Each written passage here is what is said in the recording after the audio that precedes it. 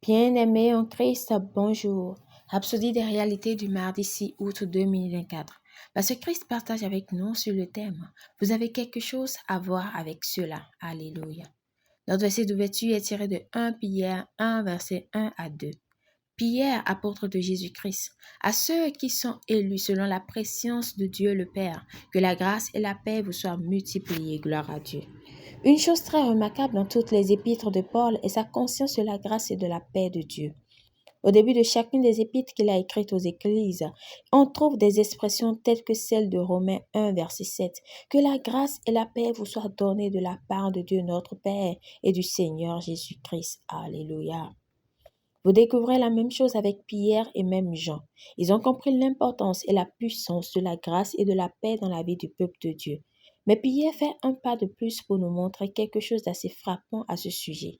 Au début de sa première épître, comme nous le lisons dans notre verset d'ouverture, il dit « Que la grâce et la paix vous soient multipliées ». Mais au début de sa deuxième épître, il précise comment cette grâce et cette paix peuvent être multipliées dans votre vie. C'est par la connaissance de Dieu et de Jésus notre Seigneur. De Pierre 1, verset 2. Que la grâce et la paix vous soient multipliées par la connaissance de Dieu et de Jésus notre Seigneur. Alléluia.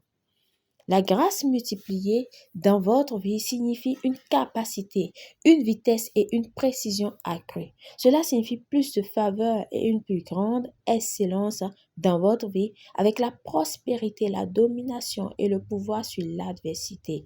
Alléluia.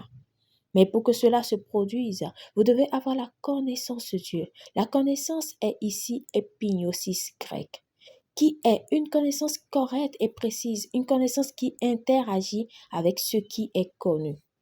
C'est à vous de décider du décret de prospérité et de paix dont vous voulez jouir.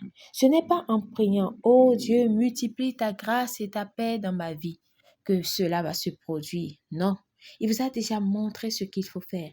Apprenez à connaître Dieu plus intimement. Étudiez et méditez sa parole. Faites-le délibérément. Alléluia. Prière. Cher Père, je te remercie pour l'abondance de grâce et de paix que tu as mise à ma disposition par la connaissance de ta parole.